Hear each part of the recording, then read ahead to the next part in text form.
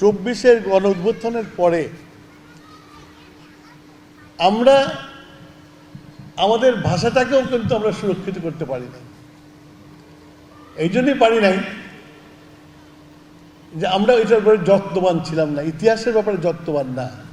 আর যে জাতি তার নিজের ইতিহাস জানে না, সে জাতি কোনোদিন উন্নতি করতে পারে না।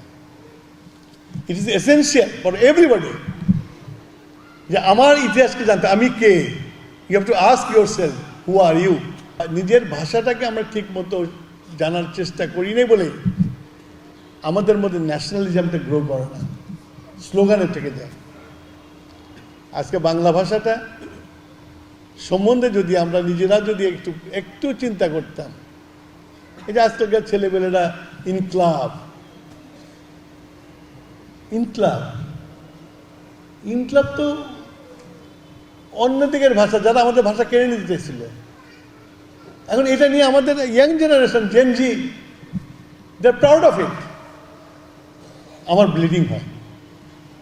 আমি নিজেকে একবারে মাথার চুল থেকে পা পর্যন্ত আমি ন্যাশনালিস্ট মনে করি। সেই জন্য মুক্তিযুদ্ধে গেছিলাম জীবন দেওয়ার জন্য, না গেলেও চলতো।